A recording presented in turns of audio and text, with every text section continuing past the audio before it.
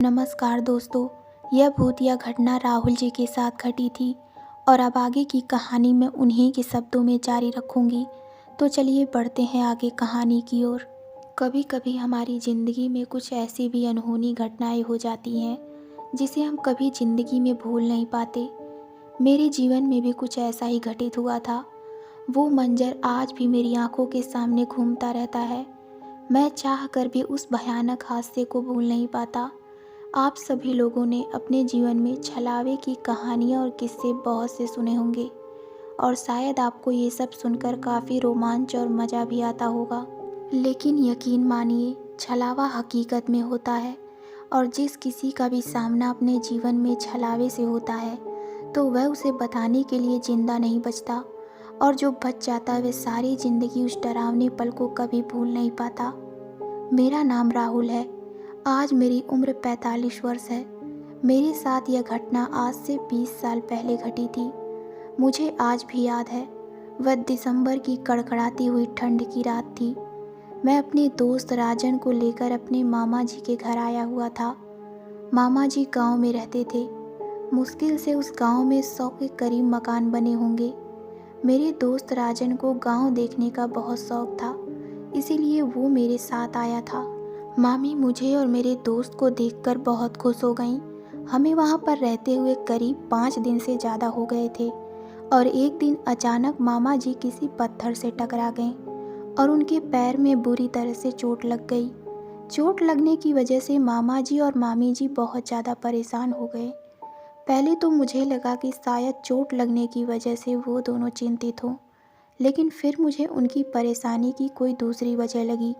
मैंने जब उनकी परेशानी का कारण पूछा तो मामी जी ने बताया कि मामा के पैर में चोट लगने की वजह से अब कुछ दिनों तक वो खेतों की रखवाली नहीं कर पाएंगे। आप घबराते क्यों हैं मामा जी? जब तक आपका पैर ठीक नहीं हो जाता, खेतों की रखवाली मैं और मेरा दोस्त राजन कर लिया करेंगे। कुछ ही दिनों की तो बात है। मेरी बात सुनकर मामा जी और मामी जी के माथे पर चिंता की लकीरें और उभर आईं। क्या हुआ मामा जी? क्या आपको लगता है कि अगर हम शहर में रहते हैं तो हम खेतों की रखवाली नहीं कर सकते? मेरी बात सुनकर मेरा दोस्त राजन हंसता हुआ बोला, हम रात भर सोएंगे भी नहीं, सुबह घर आकर अपनी नींद पूरी कर लेंगे। हम दोनों की बात सुनकर मामा जी ने बहुत गंभीर लहजे में कहा, बात वह नहीं है बेटा, ये सर्दियों की रात है। गांव में छलावे अक्सर घूमते रहते हैं। तुम शहर वाले इन छलाओं से वाकिफ नहीं हो। छलावे का नाम सुनकर मैं और मेरा दोस्त एक दूसरे की ओर देखने लगे। हमने यह नाम अपने जीवन में पहली बार सुना था, क्योंकि हम शहर के रहने वाले थे। जब हमने मामा जी से छलावे के बारे में कुछ और जानना चाहा तो उन्होंने बताया कि छलावा किसी का भी रूप ले सकता है, मगर सच में वो एक भूत होता है। अगर कोई इंसान उसकी बातों में आकर उसके साथ चला जाए तो वह कभी जिंदा वापस नहीं आता और वो इंसान को मारने के लिए तरह तरह के रूप भी बदल सकता है। मामा जी की बात सुनकर हम दोनों ज़ोर ज़ोर से हंसने लगे। मैंने हंसते हुए मामा जी की ओर देखकर कहा, बस भी कीजिए मामा जी, ऐसा फिल्मों में होता है, आप निश्चिंत होकर सो जाइए। मगर मामा जी हमें रात के समय खेतों में भेजने के लिए राजी नहीं हो रहे थे। मैं खेतों में जाने के लिए मामा जी से जिद पर अड़ गया। काफ़ी देर बाद उन्होंने हार मान ली। तमाम नसीहतें देकर मामा जी ने हम दोनों को खेतों की रखवाली करने के लिए भेज दिया।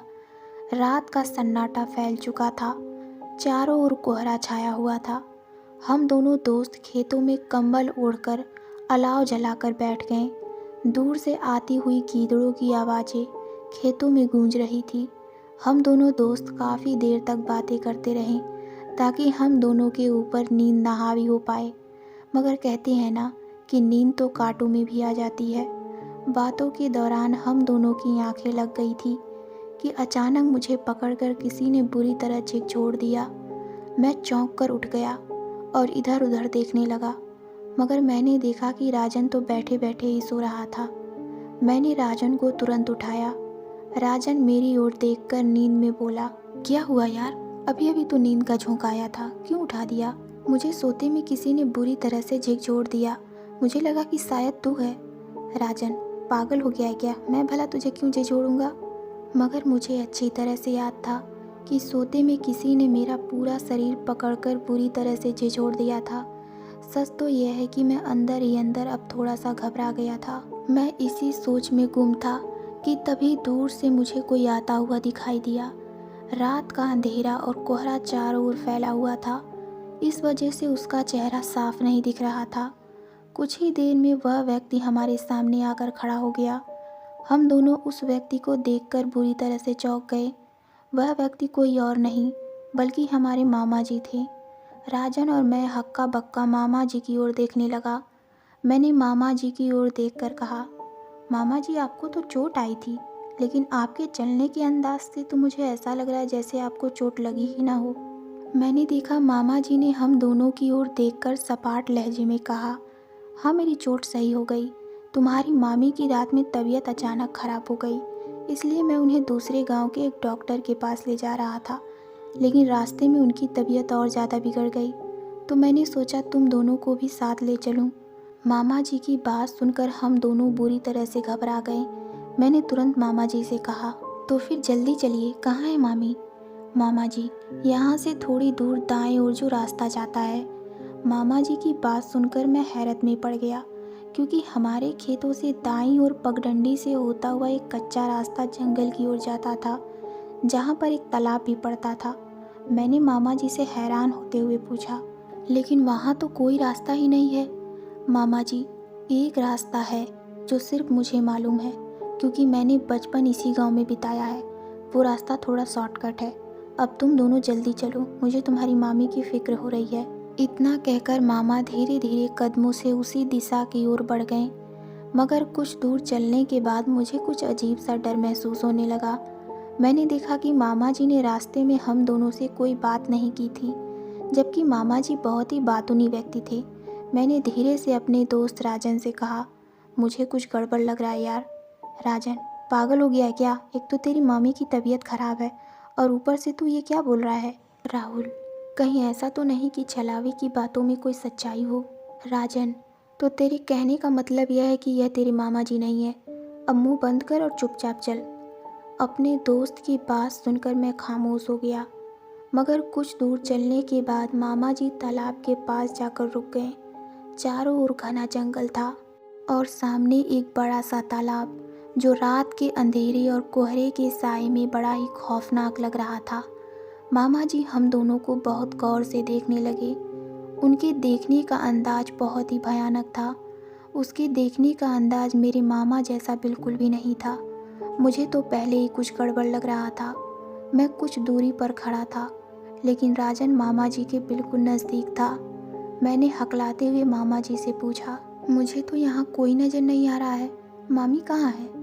मेरा इतना ही कहना था कि मामा जी ज़ोर ज़ोर से हंसते हुए बोले, इस तालाब के अंदर। अचानक मैंने देखा कि मामा जी का चेहरा एक बेहद भयानक चेहरे में तब्दील हो गया। देखते ही देखते मामा जी ने मेरे दोस्त राजन की गर्दन बुरी तरह से पकड़ लिया। राजन को कुछ सोचने और समझने का मौका ही नहीं मिला। मैंने देखा उस भयानक चेहरे की आंखों की पुतलियां बिल्कुल सफ़ेद थीं। कुछ ही पलों में मेरी आंखों के सामने राजन ने दम तोड़ दिया और उस छलावे ने राजन को तालाब में उल्टा गाड़ दिया और वो बड़ी फुर्ती से मेरी ओर बढ़ रहा था। मैं चीखते हुए गांव की ओर भागा। शायद मेरी भागने की रफ्तार उससे ज़्यादा थी। भागते भागते मैं गांव की सीमा में प्रवेश कर गया। मैंने देखा गांव की सीमा में प्रवेश करते ही वो गायब हो गया। कड़कड़ाती हुई सर्दी में मेरा पूरा शरीर पसीने से भीगा हुआ था। मेरे चीखने और चिल्लाने से सारा गांव जमा हो गया। मैंने उन्हें डरते और रोते हुए आंखों देखी सारी घटना बता दी। अगले दिन मेरे दोस्त राजन की लाश तालाब में उल्टी गड़ी हुई मिली।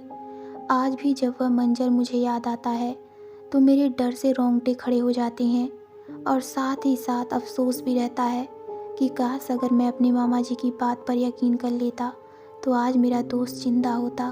तो दोस्तों, आपको ये कहानी कैसी लगी हमें कमेंट में ज़रूर बताइए। तो मिलते हैं एक नई डरावनी कहानी में। धन्यवाद।